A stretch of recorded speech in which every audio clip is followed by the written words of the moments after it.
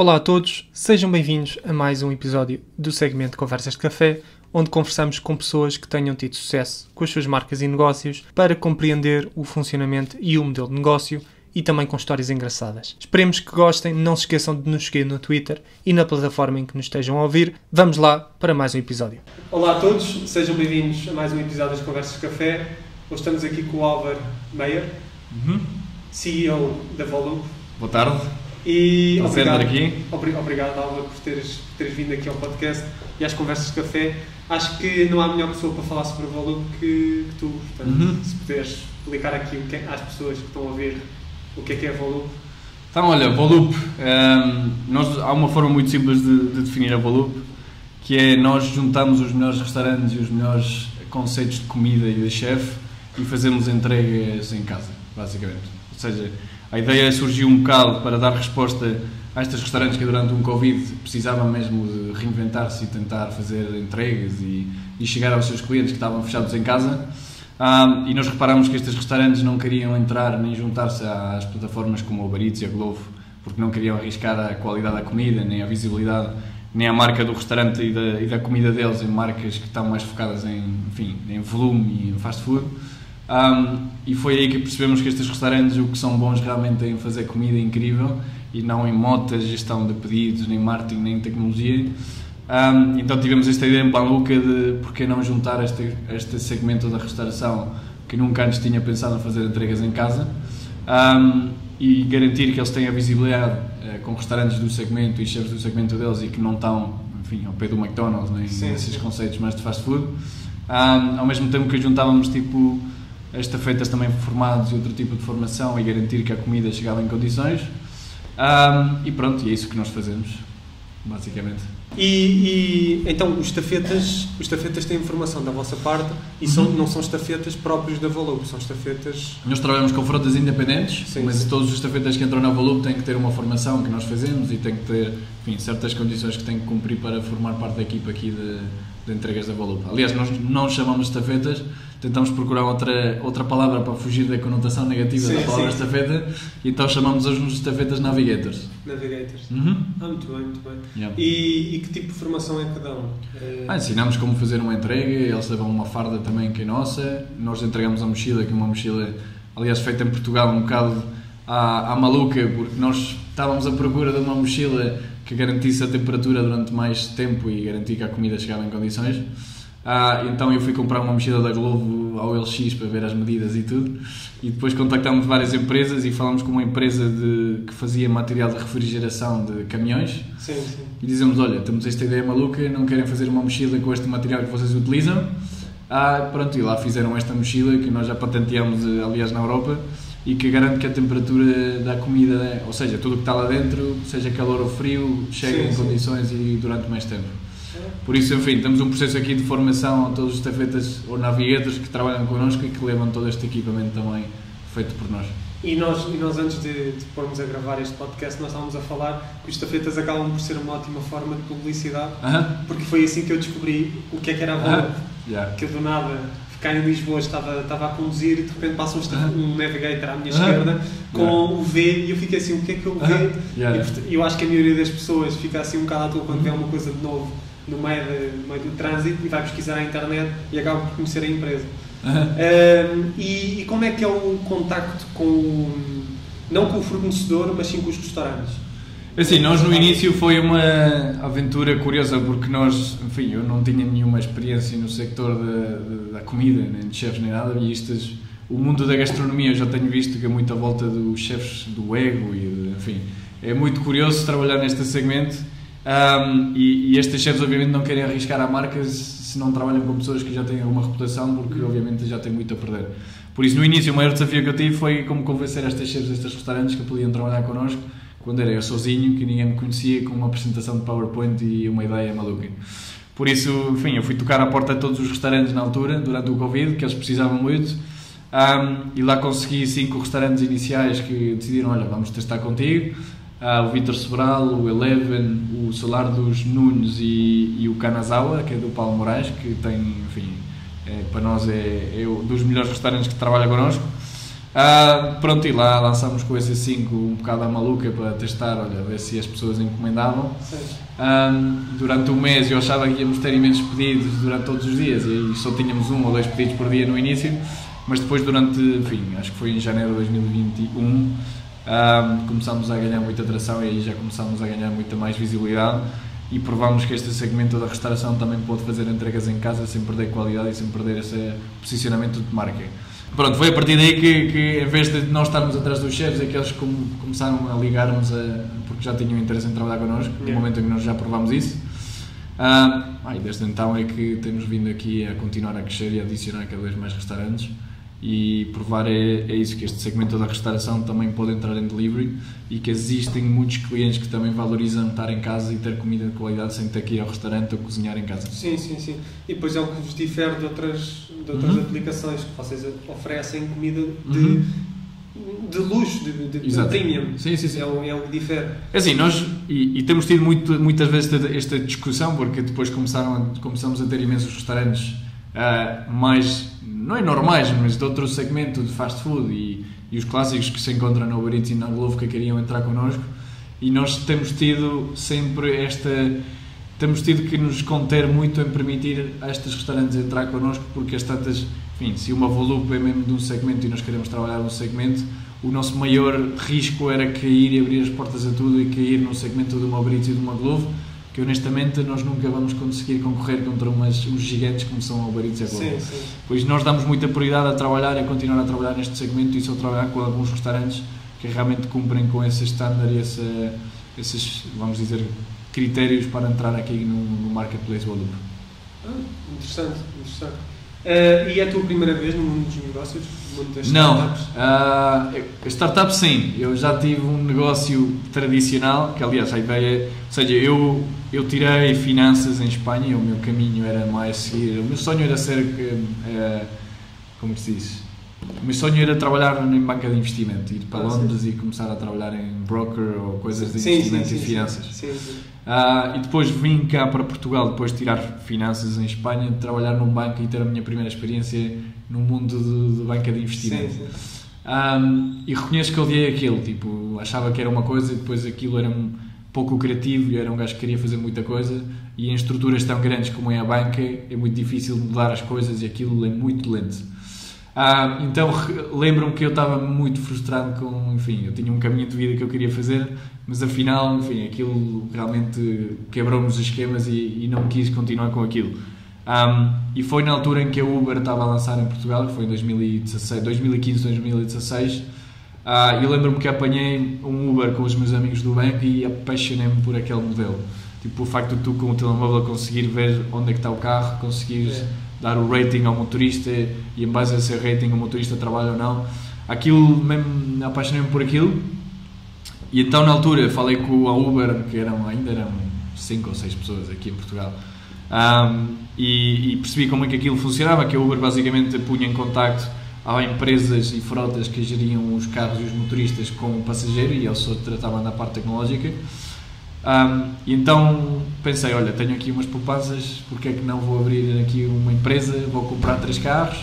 E então comprei 3 carros, montei uma frota aí com a Uber, que foi das primeiras, porque eles estavam a crescer imenso e precisavam mesmo de quantos mais carros na rua, melhor.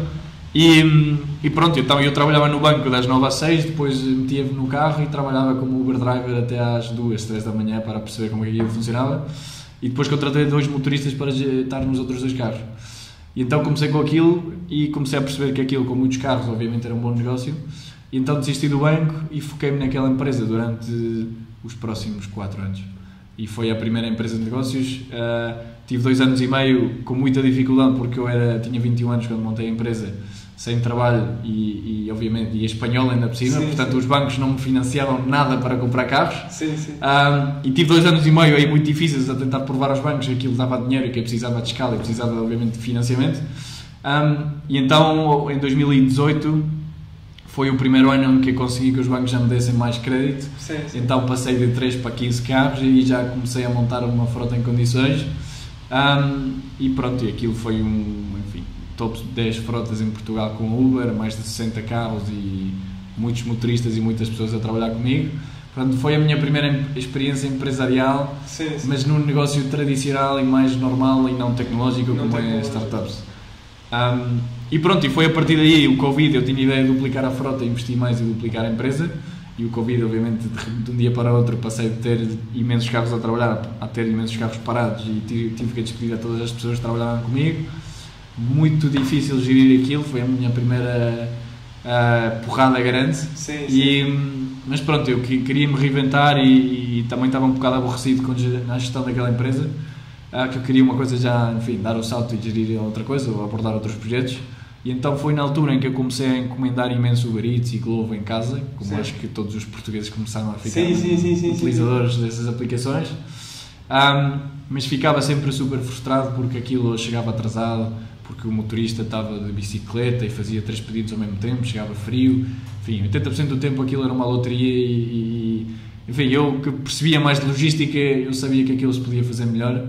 E depois, muitos restaurantes que eu costumava ir durante o Covid, sei lá, o Solar dos Presuntos, este tipo de restaurantes clássicos em Lisboa, não se podiam encomendar porque não estavam nem na Uber, nem na Glovo, nem nenhum restaurante, nem nenhuma plataforma, e tinhas que se ligar ao restaurante para fazer a entrega. Depois eles não sabiam gerir bem, enfim, porque o foco deles é mesmo fazer como é o restaurante. É ter o cliente lá ao pé, servir o cliente. Exato, por isso eles reinventaram-se, mas não conseguiam fazer bem.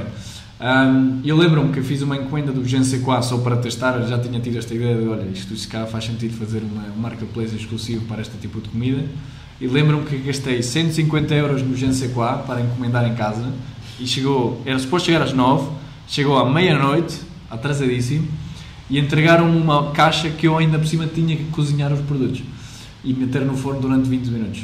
Portanto, essa encomenda foi a que me fez o clique de pá, isto mesmo faz sentido, bora, eu tenho imensos carros ainda por cima que estão parados, bora então oferecer a estes restaurantes uma frota também e uma aplicação em marketplace que permita fazer ou seja, permita que eles se foquem na comida e trazer aqui vendas extras e esse cliente que quer estar em casa e que, por mais que queira ir ao restaurante 1, 2 ou 3 vezes por mês, também valoriza estar em casa e no conforto de casa também encomendar deste tipo de comida.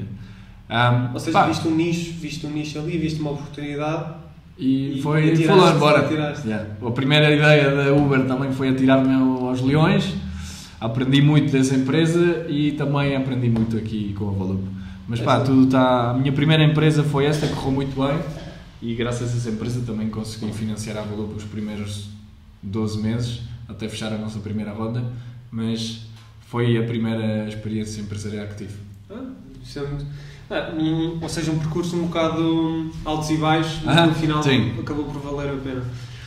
Faz parte, eu acho que... Imagina, eu sempre acreditei em que nós com 21 anos ou 25, mesmo com 27 que eu tenho agora, estamos na ideia de arriscar, e acho que o problema de hoje em dia que nos ensinam é que é preciso seguir o caminho tradicional de trabalho, não sei o quê, e depois arriscar mais para frente, mas acho que nós hoje em dia, sendo putos, também não temos muita responsabilidade e no pior dos cenários corre mal, levas uma grande experiência para casa que vai-te servir o resto da vida.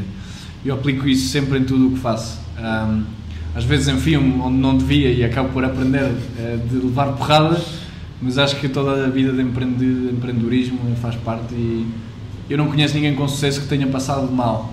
Por isso, enfim, faz parte do processo. Faz parte do processo. Pois mas isso é uma coisa que se nota bastante então, na nossa geração, acaba-se por se notar bastante, que é quando alguém quer arriscar, há sempre 40 mil pessoas a dizerem não fazeres isso, vais perder muito tempo ou não vais ganhar nada com isso. Quando são as mesmas pessoas que têm assim uma vida que não têm projeções para a vida, que cada um sabe de si, sim. Nem toda a gente pode ser empreendedora, é mesmo difícil. E ainda bem que nem toda a gente é empreendedor, senão acabava por... Exato, não veria nada, não é? Exato.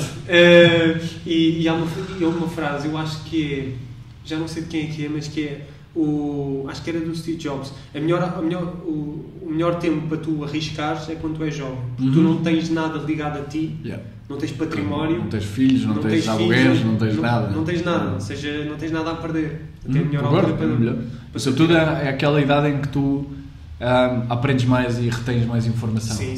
Por isso, não sei, eu sou, às vezes, enfim, amigos meus empreendedores dizem que eu às vezes arrisco demasiado, mas não sei, acho que estou na idade para isso e acho que tenho pena muitos amigos meus que têm ideias e que eu acho ideias que até podem ter algum potencial e que por medo e aquela falta de, não sei, esse medo, ambição, não é falta de ambição porque eles têm ambição, mas eu acho que é o medo a falhar. E por esse medo a falhar há muitos projetos que morrem logo no início porque nem são criados. E a mim isso frustra-me muito, por isso, enfim, não sei, eu sempre tento motivar as pessoas a que, com esta idade é mesmo para arriscar. E o pior cenário é, perdes todo o teu dinheiro que investiste, ou falhas, mas ganhas uma experiência. Uma bela lição para o resto. É um mestrado, eu sempre vejo isto como um mestrado. Mesmo. Isso é uma boa analogia. É verdade, é um mestrado na vida e aprendes muito mais. Eu, por exemplo, quando estava a estudar, trabalhei no McDonald's em Espanha, num restaurante McDonald's durante 2 anos e meio, nos fins de semana trabalhava lá, comecei a fritar batatas e a fazer Big Macs. Depois fui crescendo e fui ascendido a manager, com 20 anos estava a gerir 30 pessoas, e eu sempre digo que aprendi muito mais nesses 2 anos e meio a levar porrada, porque é um trabalho mesmo duro, do que na universidade. Enfim, na universidade aprendi a teoria e como fazer valuations e free cash flows e isso tudo, mas não aprendes mesmo realmente como é que as coisas são na vida real. Sim. E, enfim, acho que estamos na idade de arriscar e é isso que... Olha, e aproveito, tendo em conta agora esta conversa que tivemos, aproveito para perguntar o que é que tu dirias a ti próprio quando começaste a Volup, tendo em conta aquilo que já sabes agora. Pois, eu muitas vezes pergunto-me se teria feito a Volup se soubesse tudo o que eu tenho passado nestes 2 anos e meio, porque é mesmo uma startup tecnológica, é mesmo duro, a sério. Sim. E estamos num país, por exemplo, a Volup é um marketplace B2C, que obviamente é preciso investir muito em marketing para crescer. E não existe um investor fit em Portugal que existam fundos de VC que apostem em ti só por ser B2C que tenhas essa vertente. Por isso, enfim, estes 2 anos e meio tem sido uma aventura e é verdade que temos crescido, mas temos passado muito mal. Eu já fiquei sem dinheiro na Volup 3 vezes e salvámos a Volup 2 vezes já por 3 ou 4 dias, foi mesmo no limite. Agora estamos a encontrar, já que já encontramos o nosso Product Market Fit e agora cada vez mais estamos a crescer mais, ou seja, o timing da Volup, porque nós crescemos muito durante a pandemia, estava tudo em casa e precisava mesmo de encomendar. Portanto, aí foi fantástico, aí tenho histórias mesmo, enfim, a minha irmã, a minha família toda a fazer entregas, meio de Covid, os meus amigos todos, histórias de chorar a rir, mas depois, quando as coisas abriram, passámos aí 1 ano de tentar perceber qual é que era o nosso fit a nível de restaurante, porque os próprios restaurantes também passaram um período aí difícil de reestruturação de equipas, ficaram sem staff e não olhavam para a delivery como uma opção, por causa de que ainda nem tinham um restaurante estruturado. Por isso, eu faria muita coisa diferente a nível de... Porque também eu acho que nós founders, com a nossa idade, nos últimos 10 anos, temos crescido com aquela noção da startup de levantar rondas e queimar dinheiro e crescer à bruta, que não te ensinam, e que é uma coisa que eu aprendi noutra empresa, é que as coisas levam tempo e é preciso crescer sustentável. Eu levei 2 anos e meio de sofrimento com 3 carrinhos a perder dinheiro para depois passar uma fase em que já estava preparado como empresa e eu próprio como empresário para dar o próximo salto. E as startups crescem com aquela noção de crescer à maluca, e é uma coisa que agora, nos últimos 6 meses, ou mais, 1 ano já desde a guerra da Ucrânia, que as coisas têm mudado imenso, e que este conceito da startup de crescer e queimar dinheiro à maluca já tem mudado, e nós founders já estamos muito mais focados em montar um negócio e não uma coisa à maluca. Sim. Por isso, se eu pudesse voltar atrás, faria Volup 100%. De outra forma, eu acho que olharia mais para o longo prazo em vez do curto prazo, que é uma coisa que estou a começar a fazer cada vez mais. Mas eu acho que é a única coisa que eu mudaria. Ótimo. É que fica uma pessoas, dica. equipa, pessoas e tudo mesmo. Assim? Ou seja, escolher as pessoas certas para te acompanhar é o mais importante mesmo. E eu próprio, como empresário, tenho feito algumas falhas de contratação e de gestão de pessoas, porque eu montei outra empresa sozinho e cresci aquilo sozinho. E negócios tecnológicos como a Volup, o que requerem, porque nós temos restaurantes, temos drivers, temos tecnologia, temos muitas frentes abertas e obviamente precisas de uma equipa muito boa em cada área. Por isso é muito importante escolher as pessoas certas e fazer um acompanhamento e a gestão das pessoas. É uma das coisas que eu, por exemplo, faria diferente, porque eu tenho focado muito mais na parte de negócio, nas partes que eu sou bom, e tenho às vezes deixado de lado pessoas que eu sei que são boas ou que eram boas na altura, e isso seria uma das coisas que eu mudaria, por exemplo, ou daria mais atenção. Escolher as pessoas certas.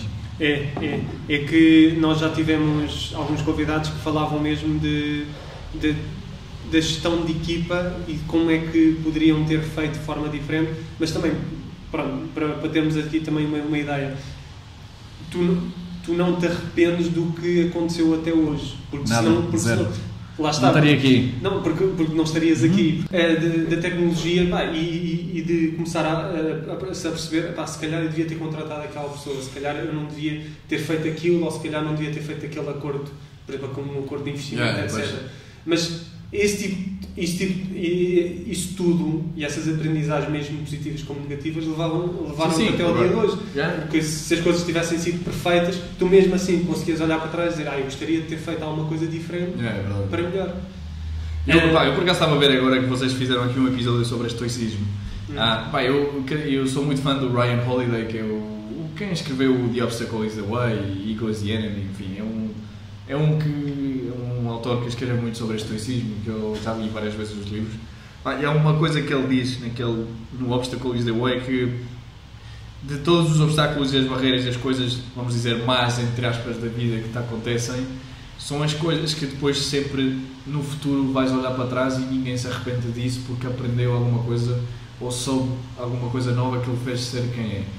E eu cada vez mais começo a olhar nas partes ou fases más que fazem parte da vida de empreendedor e de empresário, que é, enfim, às tantas há uma parte da equação que depende de ti e que eu próprio tento que seja o melhor e darmos o nosso melhor nessa parte, mas existe 50% ou 40% que depende de fatores externos que não dependem de ninguém. Sim. Por isso, como conjugar isso e como fazer pelo menos esse 50% que é nosso, fazer o nosso melhor, e se correr mal, pelo menos aprender para no futuro optimizar ao máximo. E não é fácil, e a verdade é que nós na Volup temos passado mesmo por momentos muito difíceis. Agora que levantamos esta ronda da WeFunder, nós estávamos sem cash e foi o que nos salvou mesmo agora, mais uma vez. Nós estávamos com uma semana de cash e já não conseguimos pagar os ordenados e conseguimos fechar aquilo à base de ligar a clientes e ver se realmente tínhamos clientes que acreditavam em nós o suficiente como para investir.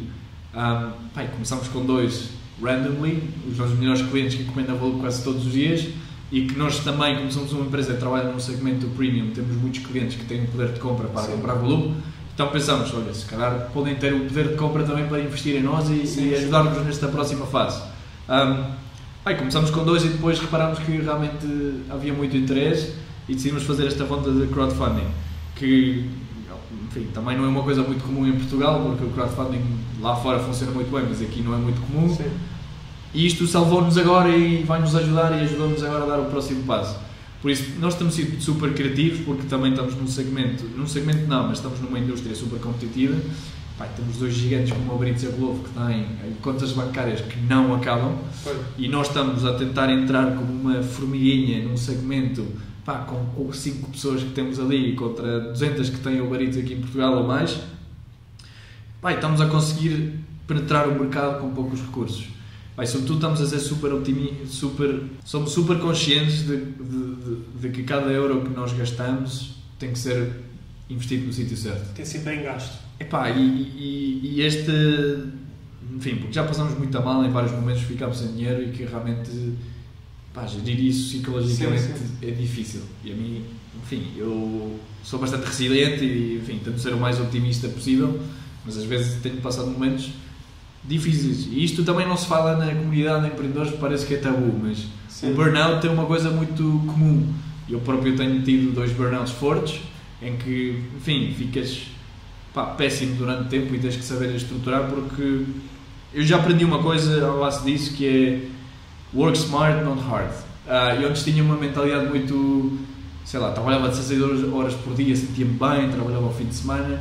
No fim do dia tu olhas para trás e pensas, eu não era nada produtivo. E agora sou capaz de me dedicar esses tempos de fim de semana off, ou dias off, ou ir ao ginásio, ou dedicar-me tempo a mim próprio, porque se eu não estou bem, a minha empresa não vai estar bem. Sim. E muitos empreendedores sofrimos em silêncio tabu do burnout e que é preciso mesmo trabalhar mais e mais e mais e mais. E cada vez eu estou mais em contra disso. Eu preciso trabalhar de forma inteligente e saber, porque eu sei quando estou mal, a minha equipa está mal, e se eu estou estressado ou estou mal de cabeça, isso é tipo um vírus que se expande na empresa toda. E é uma das coisas que eu estou a tentar também cada vez mais falar mais em entrevistas e tudo, que é normal ter burnout, e muitas vezes os founders tentamos viver este caminho sozinhos, e é preciso, enfim, partilhar as coisas e saber quando somos fracos e quando não somos bons naquilo. Isso é sincero, e acho que cada vez mais é importante também ter essa consciência e dedicar tempo a nós, que estamos a construir uma coisa e não desfrutamos muitas vezes daquilo que estamos a construir.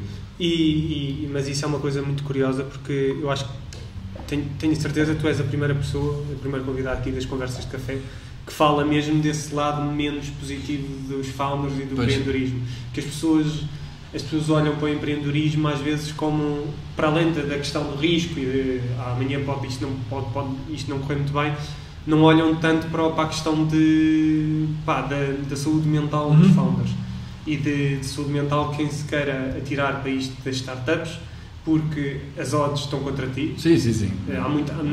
Eu acredito que há pessoas que pensam que as startups é uma coisa que acontece de um ano para o outro, por exemplo, ou que não passa por momentos chatos, porque as pessoas ouvem a Uber,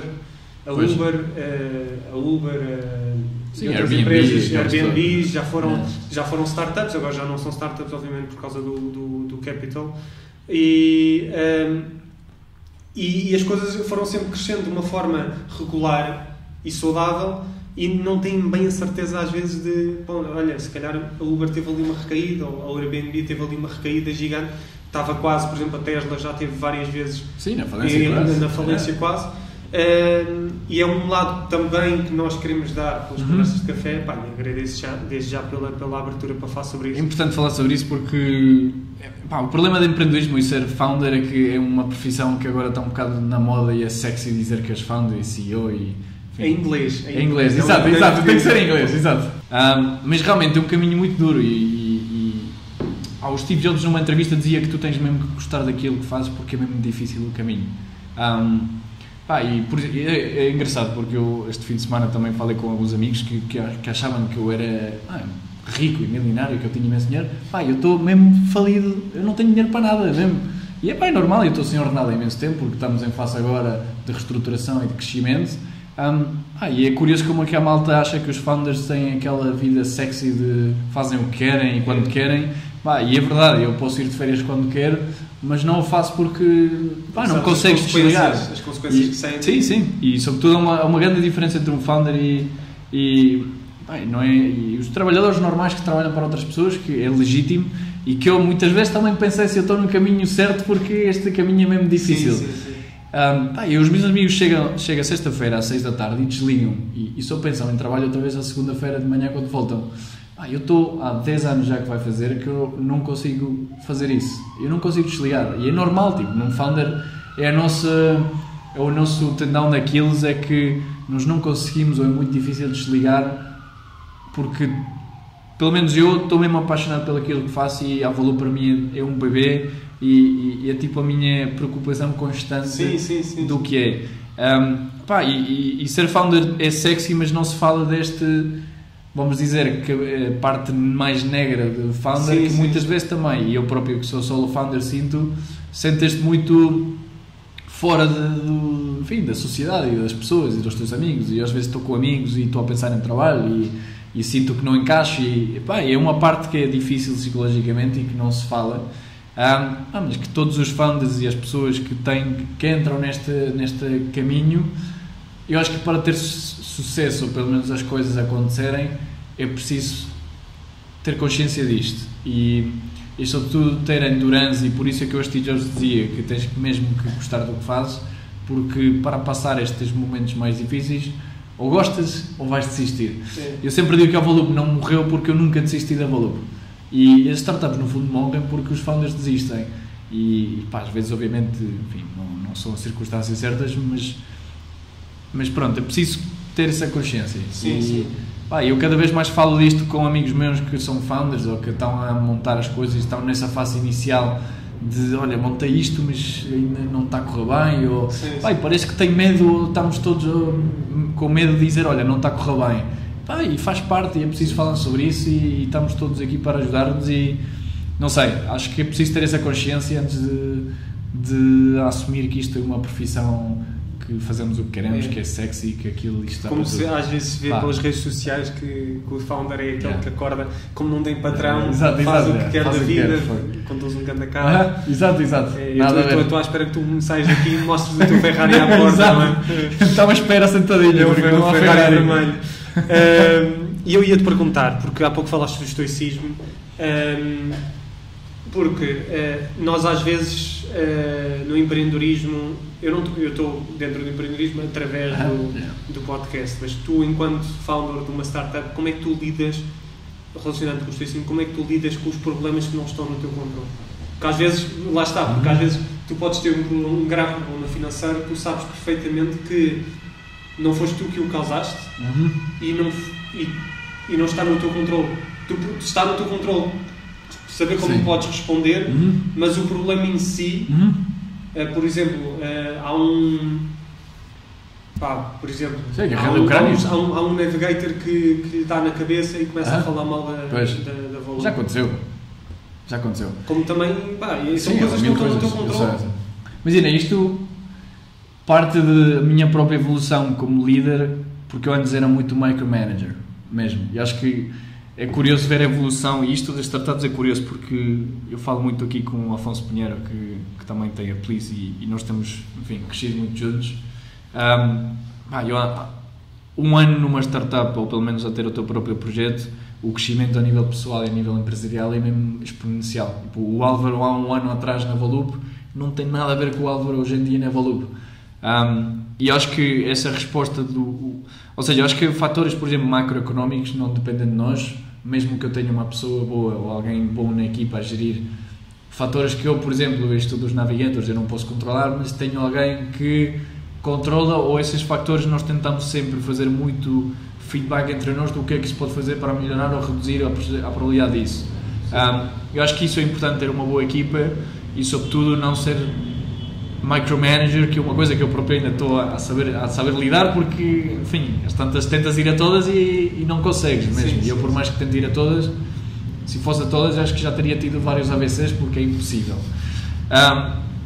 Mas há outros fatores que não dependem de nós, e dou o exemplo da guerra da Ucrânia, que tem feito com que os fundos VC agora estejam completamente parados e o mundo do venture capital tem dado tem virado 180 graus em que, enfim, tu antes tinhas um projeto X e Y e metiam dinheiro à toa, e agora não é assim, tem mudado muito. Não há tanta abertura. Ou seja, antes o foco era aumenta o revenue, cresce, agora todos olham para a profitability, como é que tu ganhas dinheiro, normalmente as empresas sobrevivem, não é? Por isso esses fatores macroeconómicos que nós não podemos fazer nada e que não dependem de nós, eu cada vez mais faço um trabalho para primeiro tentar saber se depende de nós ou não, e se não depende de nós, o que é que nós podemos fazer para nos ajustar ou estar melhor nessa situação. Ou que isso ocorra menos vezes, como disseste há pouco. Exato, ocorra menos vezes. Sim, mas por exemplo, uma guerra... Não. Sim. Essas coisas estão macroeconómicas, ou seja, acho que há fatores que não dependem de nós tipo, a 100%, guerra da Ucrânia, sei lá, imagina que agora em Portugal há uma lei que diz que não se pode fazer delivery. Pronto, aí, olha, estamos lixados, obviamente não podemos fazer nada. Teremos que nos readaptar e, olha, aí teremos que pensar como é que nós nos readaptamos e ajustamos a isso. Estes fatores mais, o que tu dizes, o navigator fala mal de nós, ou um restaurante de repente não quer trabalhar connosco, ou essas coisas. Aí nós tentamos sempre esse feedback loop, o que é que nós internamente podemos fazer melhor, e se realmente houve, ou seja, e se houve falhas nossas que nos levaram a essa situação. Sim. Eu acho que isso é importante. Mas eu acho que parte de tudo por ter pessoas boas e de ligar bem. E esses fatores que eu próprio não posso controlar, se calhar alguém embaixo de mim consegue controlá-los melhor. E aí eu próprio tenho ainda que melhorar muito como micromanager, porque ainda tento ir a todas. Mas parte de ir com boa equipa e dar liberdade às pessoas, confiar nas pessoas. Isso é uma boa filosofia. Mas que ainda tenho que melhorar. Não sim, estou lá, ainda não estou lá, mas estou a melhorar. Mas estou muito melhor que há um ano. Álvaro, e porquê é que se chama Volup? É curioso, isto do nome foi a parte mais de demorarmos tempo, porque eu não queria criar uma marca que fosse Eats ou Delivery ou nada relacionado com isso. Eu acho que no segmento em que nós estamos, o que nós queríamos era criar uma coisa de lifestyle e eu acho que uma coisa de Delivery ou Eats ou Food ou algo assim não ia encaixar. Então queríamos criar uma coisa completamente nova que nós pudéssemos associar a um lifestyle e ao conceito que nós estamos a criar. Enfim, milhares de reuniões de brainstorm e bate-bolas e tudo. E o problema hoje em dia, quando queres criar uma coisa, é que ou tens o domínio que alguém tem, ou a marca está registrada, portanto, por mais boas ideias que tenhas, depois não consegues chegar lá. Bem, nós chegamos à palavra, nós como queremos levar os prazeres dos melhores restaurantes a casa, chegamos à palavra prazer em latim, que é voluptatis, e então acortamos a palavra e chegamos à palavra volup.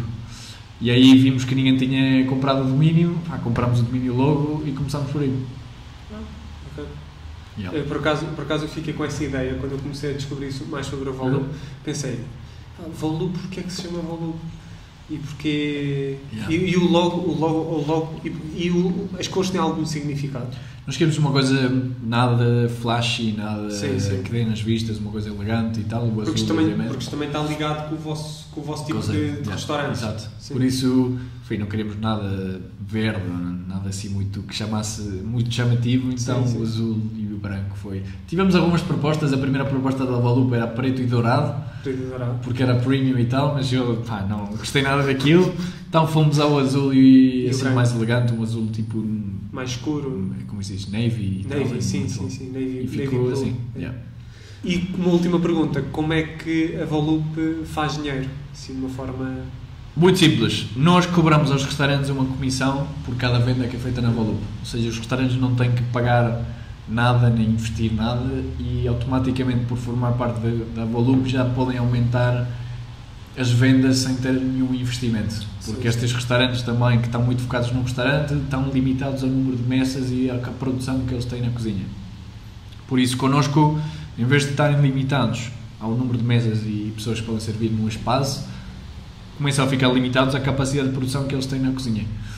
Por isso, nós cobramos uma comissão, que ainda por cima nós trabalhando num segmento premium, eles têm um ticket médio alto, por isso podemos cobrar comissões muito mais baixas do que as outras plataformas cobram aos restaurantes. E esse é o nosso, enfim, 80% das nossas vendas vem daí.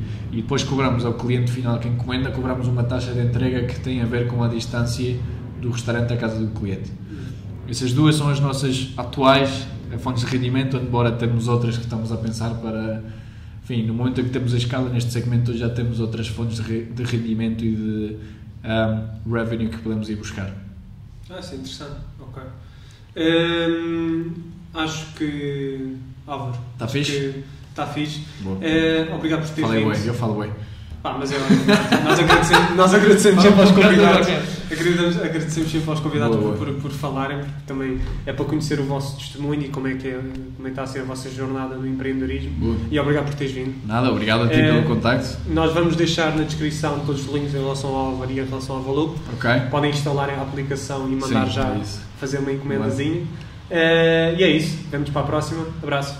Obrigado. Um abraço. Portanto, malta, espero que tenham gostado de mais um episódio do nosso segmento Conversas de Café. Os links que foram mencionados durante o episódio estarão na descrição. Sigam-nos na plataforma em que nos estiverem a ouvir e vemo-nos para a próxima.